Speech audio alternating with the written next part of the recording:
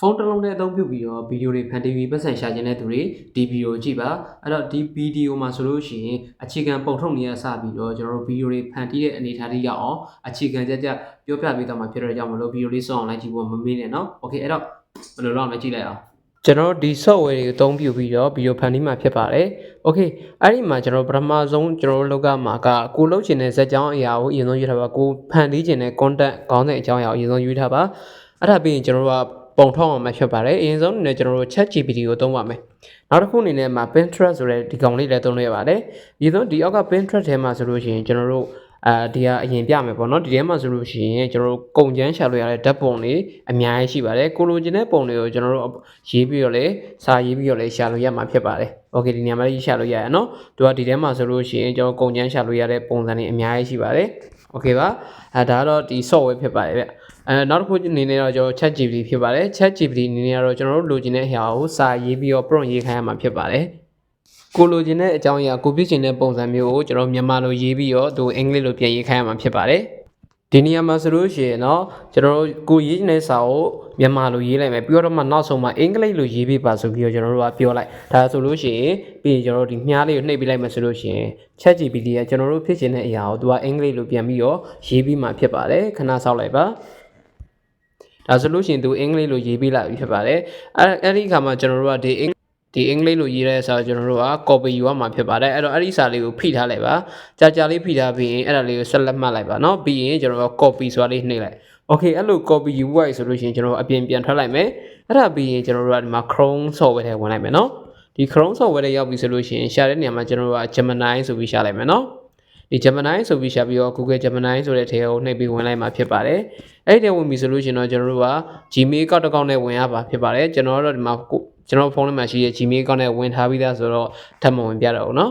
Okay အဲ့တော့မိတ်ဆွေတို့အနေနဲ့ဒီထဲရောက်ပြီဆိုလို့ရှိရင်တော့ကျွန်တော်တို့ကဒီနေရာမှာ create image ဆိုလိုက်ရှိပါတယ်เนาะငါပြောသေးပုံလေးအဲ့ဒါလေးတစ်ချက်ရေးလိုက်ပါအဲ့ဒါလေးရွေးပြီးသွားပြီဆိုလို့ရှိရင်တော့ကျွန်တော်တို့ကြာလေးဖိထားလိုက်เนาะဖိထားပြီးရင်အရှိအဆုံးက page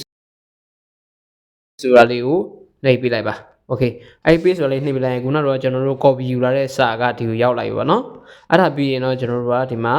မြားလေးကိုနှိပ်ပြလိုက်ပါကဲအဲ့လိုမဟုတ်ဘဲနဲ့ကျွန်တော်တို့ကပုံထည့်ခြင်းဆိုလဲရရနော်ကိုထည့်ခြင်းတဲ့ပုံကိုကျွန်တော်တို့ဒီနေရာမှာထည့်လို့ရပါတယ်အပေါင်းလေးနှိပ်ပြီးထည့်လို့ရပါတယ်နမူနာပုံပေါ့နော်အဲ့ဒီကိုကြိုက်တဲ့ပုံထည့်ပြီးတော့ဒီနေရာမှာကိုကြိုက်တဲ့စာရေးပေးလိုက်မယ်ဆိုလို့ရှိရင်လည်းရပါတယ်ကျွန်တော်တို့ဒီမှာပုံမထည့်ဘဲနဲ့စာပဲရေးလိုက်တော့မယ်နော်โอเคအဲ့တော့ကျွန်တော်မြားလေးနှိပ်လိုက်မယ်ဒါဆိုလို့ရှိရင်ဒီ Google Gemini ကနေပြီးတော့ကျွန်တော်တို့လိုချင်တဲ့ပုံလေးကိုသူကတောက်အောင်လေးအချိန်လိုတွင်းမှာထုတ်ပေးမှာဖြစ်ပါတယ်ပုံကတော့ကျွန်တော်တို့တော်တော်များများအကန့်အသတ်မရှိထုတ်လို့ရမှာဖြစ်ပါတယ်ကဲဒါဆိုလို့ရှိရင်မပုံလေးထွက်လာပြီပေါ့နော်โอเค main ကလေးတယောက်လမ်းလျှောက်တဲ့ပုံလေးโอเคအဲ့တော့ကျွန်တော်တို့ပုံလေးကိုတစ်ချက်နှိပ်လိုက်မယ်ပြီးရင်အပေါ်မှာ download clip လေးရှိပါတယ်ဒီ download clip လေးကိုနှိပ်ပြီးတော့ download ဆင်းလိုက်လို့ရှိရင်ရပါပြီနော်โอเคပါဗျဒါဆိုလို့ရှိရင်ကျွန်တော်တို့ပုံလေးရလာပြီနောက်ပြန်ဆုပ်လိုက်မယ်ပုံလေးရလာပြီဆိုလို့ရှိရင်တော့ကျွန်တော်တို့ကဒီပုံလေးကိုကျွန်တော်တို့ဗီဒီယိုဖြစ်ဖန်တီးမှာဖြစ်ပါတယ်အဲ့တော့အောက်နောက်ကိုပြန်ထွက်လိုက်မယ်နော်ဗီဒီယိုဖန်တီးမယ်ဆိုလို့ရှိရင်လည်းကျွန်တော်တို့ကဒီ ChatGPT နဲ့ပြန်ဝင်မယ်ဗျဒါလေးကိုကဘယ်လိုပုံစံဖန်တီးချင်တာလဲအဲ့တော့ ChatGPT နဲ့ပြန်ဝင်မယ်နော်ပြန်ဝင်ပြီးရင်ကိုဖြစ်စေချင်တဲ့ပုံစံအတိုင်းပဲဒီနေရာမှာမြန်မာလိုရေးပြီးတော့အင်္ဂလိပ်လိုရေးခိုင်းမှာဖြစ်ပါတယ်ကဲဒါဆိုလို့ရှိရင်ကျွန်တော်ကဒီမှာ main ကလေးရေအိုးလေးရွက်ပြီးရေခတ်ဖို့လမ်းလျှောက်လာတယ်အဲ့တော့အင်္ဂလိပ်လိုရေးပေးပါโอเคเนาะအဲ့လိုမျိုးလေးကျွန်တော်စာရေးလိုက်ပါပဲစာရေးလိုက်လို့ရှိရင်သူကအင်္ဂလိပ်လိုပြန်ရေးပေးမယ်အဲ့လိုရေးပေးရတဲ့အဲ့ဒီစာကိုကျွန်တော်တို့ကဖိပြီးတော့ကျွန်တော်တို့ဆက်လက်မှတ်လိုက်မယ်ပြီးရင် copy ယူလိုက်မယ်โอเค copy ယူပြီးကျွန်တော်ပြန်ထွက်လိုက်မယ်အဲ့ဒါပြီးရင်လည်းကျွန်တော်ထုံးစံအတိုင်း Chrome နဲ့ကိုပြောင်းဝင်ပါမယ် Chrome နဲ့ဝင်တဲ့နေရာမှာကျွန်တော်တို့ကဒီမှာအပေါင်းလေးနှိပ်လိုက်ပဲအပေါ်ကဟာလေးအပေါင်းလေးနှိပ်ပြီးတော့နောက်ထပ်စာမျက်နှာတစ်ခုဖွင့်မယ်เนาะโอเคဒီနေရာမှာရှာမလဲဆိုလို့ရှိရင်ကျွန်တော်တို့က Flow AI လို့ရှာလိုက်မယ်เนาะ Flow AI အဲ့လို Flow AI လို့ရေးရှာလိုက်ပြီဆိုလို့ရှိရင်ဒီလို Flow AI လို့ရေးရှာလိုက်ပြီဆိုရင်အောက်မှာ Flow Google Lab ဆိုတဲ့ website လေးကြာလာမယ်เนาะအဲ့တော့ကျွန်တော်တို့အဲ့ဒီ Google Lab ဆိုတဲ့ website တွေကိုထပ်ပြီးတော့ဝင်มาဖြစ်ပါတယ်ဒီနေရာမှာကျွန်တော်တို့ကဘာလုပ်မလဲဆိုလို့ရှိရင်ဗီဒီယိုဖန်တီးရမှာဖြစ်ပါတယ်ဗျโอเคဒီနေရာမှာလည်းကျွန်တော်တို့ထုံးစံတိုင်းပဲ Gmail account တစ်ခုနဲ့ဝင်ပေးရမှာဖြစ်ပါတယ်ကျွန်တော်တို့ဝင်ထားပြီးသားဖြစ်တဲ့ကြောင့်မို့အထောက်ဝင်စရာမလိုတော့ဘူးเนาะဒီမှာဆိုလို့ရှိရင် Gmail account တစ်ခုကိုသူကpoint 200ရတယ်ပေါ့ရတယ်ပေါ့เนาะအဲ့တော့ဒီ point တွေကိုကျွန်တော်တို့သုံးပြီးတော့ဖန်တီးလို့ရမှာဖြစ်ပါတယ်โอเคအဲ့နေရာပြီဆိုလို့ရှိရင်ကျွန်တော် create with flow ဆိုတာလေးတစ်ချက်နှိပ်မယ်เนาะဒီလိုလေးပေါ်လာပြီဆိုလို့ရှိရင်တော့ကျွန်တော်တို့ကဒီဒုတိယမြတ်ဟာလေးပေါ့เนาะဒီကောင်လေးကိုရွေးလိုက်ရမှာဖြစ်ပါတယ် generating video ပေါ့เนาะမှာ generating video အဲ့ကောင်လေးရွေးပြီးမှဖြစ်ပါတယ်သူကိုရွေးလိုက်ပါ love flow နှိပ်လိုက်နော်ကဲဒါဆိုရင်သူရဲ့စာသားလေးတွေအပေါ်ဆွဲတည်ပြီးကျွန်တော်တို့အောက်က guest tag ဆိုတာလေးနှိပ်ပြလိုက်ပါနော် okay အဲ့တော့ကျွန်တော်တို့ကဒီမှာ Google account တစ်ချက်ပြန်ကြည့်ကြည့်မယ်ဒါဆိုလို့ရှိရင်ဒီ account ထဲမှာကျွန်တော်တို့ point 100ရရပါတော့ point 100ရပါတယ်ဗီဒီယိုတစ်ပုဒ်ကိုကျွန်တော်တို့က point 20ကုန်ပါတယ်ပေါ့နော် point 20ကုန်ပါတယ်အဲ့တော့ Google account တစ်ခုကိုကျွန်တော်တို့ကဗီဒီယို9ပုဒ်ထုတ်လို့ရမယ်ကျွန်တော်တို့ဒီအကောက်ကုန်သွားပြီဆိုလို့ရှိရင်ကျွန်တော်တို့ကဒီအောက်မှာ sign out လုပ်လိုက်နော် sign out လုပ်ပြီးသွားလို့ရှိရင်နောက်ထပ် Google account တစ်ခုနဲ့ထပ်ဝင်နောက်ထပ် point တွေထည့်ရပါတယ်အဲ့တော့ Google account တွေများများရှိလို့ရှိရင် Gmail account တွေများများရှိရင်များများသုံးလို့ရပါတယ်နော်အဲ့ဒါပြီးရင်ကျွန်တော်တို့ကဒီမှာ new project ဆိုတာလေးနှိပ်လိုက်ပါ new project ဆိုတာလေးနှိပ်မယ်နော်ဒီလိုလေးဖြစ်လာပြီဆိုလို့ရှိရင်တော့ကျွန်တော်တို့ကဒီမှာဗီဒီယိုထုတ်လို့ရပါပြီအဲ့တော့ကိုဒီနေရာမှာကျွန်တော်တို့အမျိုးအစားရွေးလို့ရပါတယ်မျိုးစားဒီနားလေးမှာရွေးမှာဖြစ်ပါတယ်အဲ့တော့အဲ့ဒီနေရာလေးကိုတစ်ချက်နှိပ်လိုက်ပါကျွန်တော်တို့အပေါ်က test to video ဆိုတာကြတော့စာထည့်လိုက်တာနဲ့သူက auto video ထုတ်ပေးပါတယ်ကိုကဥမာ main ကလေးတယောက်လမ်းလျှောက်နေဆို main ကလေးတယောက်လမ်းလျှောက်တဲ့ video ထုတ်ပေးပါတယ်ယောက်ျားလေးတယောက်ပြေးနေဆိုယောက်ျားလေးတယောက်ပြေးနေတဲ့ video ထုတ်ပေးပါတယ်နောက်တစ်ခုအနေနဲ့ကတော့ကျွန်တော်အခုသုံးပါကကျွန်တော်တို့ကခုနပုံထုတ်ထားပြီးသားဖြစ်တဲ့ကြောင့်မလို့ပုံနဲ့ video နဲ့သုံးမယ်เนาะအဲ့တော့ဒုတိယမြောက်တစ်ခုယူမယ် frame to video ဆိုတာကကျတော့ကျွန်တော်ပုံထည့်ပြီးတော့ထုတ်တာဖြစ်ပါတယ်ပုံထည့်ပြီးကိုထည့်ထားတဲ့ပုံဗီဒီယိုပြန်ထုတ်တာဖြစ်ပါတယ်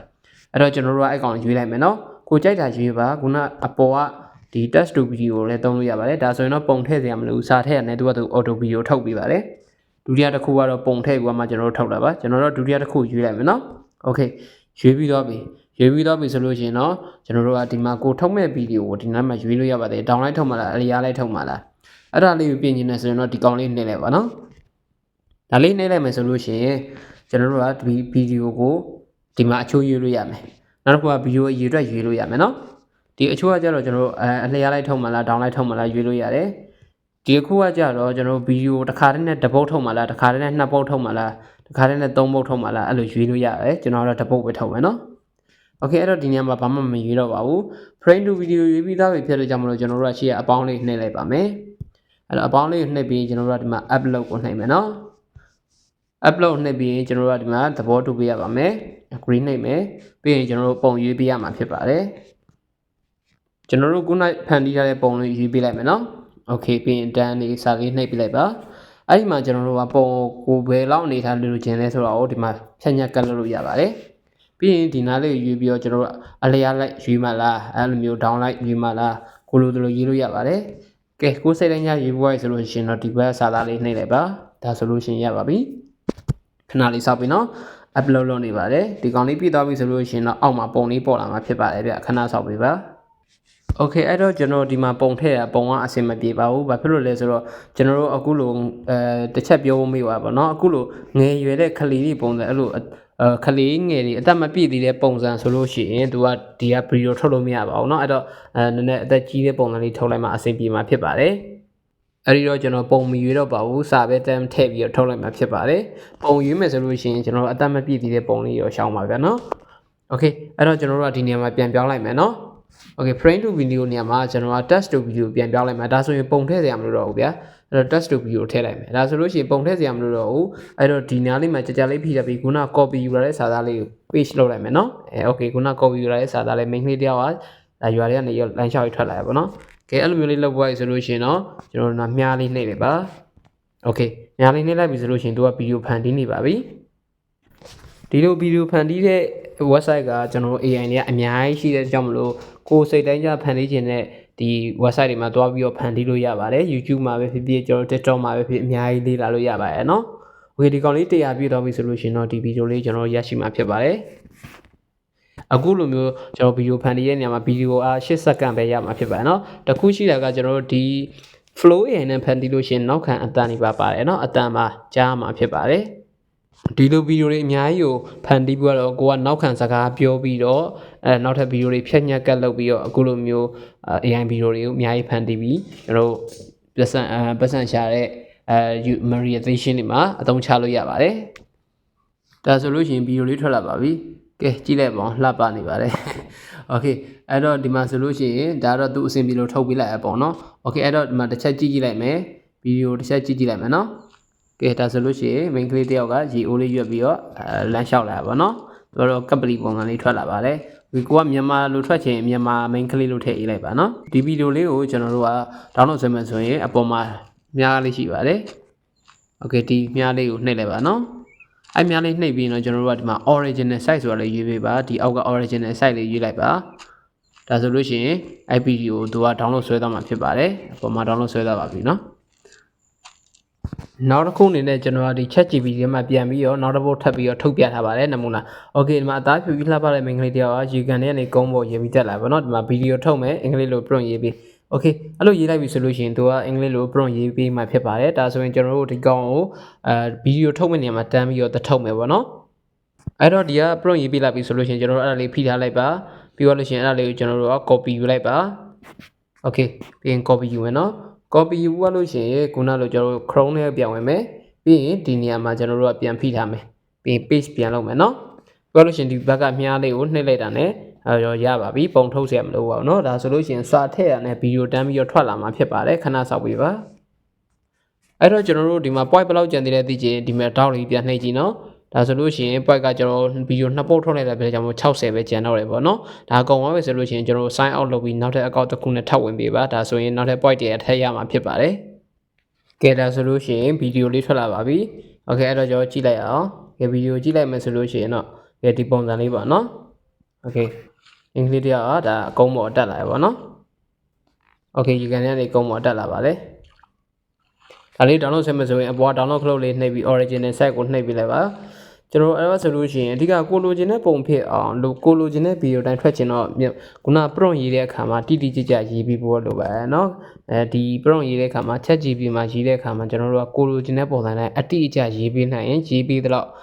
result ကောင်းကောင်းထွက်မှာဖြစ်ပါတယ်โอเคအဲ့တော့ကျွန်တော်ဗီဒီယိုနှစ်ပုတ်ရသွားပြီပါเนาะရသွားပြီဆိုလို့ရှိရင်တော့ကျွန်တော်တို့မှာ InShot ဆိုတဲ့ထည့်ဝင်ပြီးတော့ကျွန်တော် TikTok ထဲမှာဖြစ်ဖြစ် InShot ထဲမှာဖြစ်ဖြစ်ဒါဗီဒီယို edit တစ်ခု software တစ်ခုထဲမှာပေါ့เนาะ CapCut ထဲမှာဖြစ်ဖြစ်ကျွန်တော်ဗီဒီယိုတွေဖန်တီးလို့ရပါပြီဒီမှာကျွန်တော်တို့ဗီဒီယိုတစ်ချက်နှိပ်မယ်ပြီးရင်အပေါင်းအလေးကိုနှိပ်မယ်โอเคเนาะပြီးရင်ကျွန်တော်တို့ကဒီမှာရွေးထားတဲ့ဗီဒီယိုတွေကိုတစ်ချက်နှိပ်ပြီးတော့โอเคဒီကနေပြီးကျွန်တော်ဗီဒီယိုဖြတ်ဆက်လုပ်ပြီးတော့ဖန်တီးလို့ရမှာဖြစ်ပါတယ်โอเคအဲ့တော့ဒီမှာဗီဒီယိုတွေလာပြီ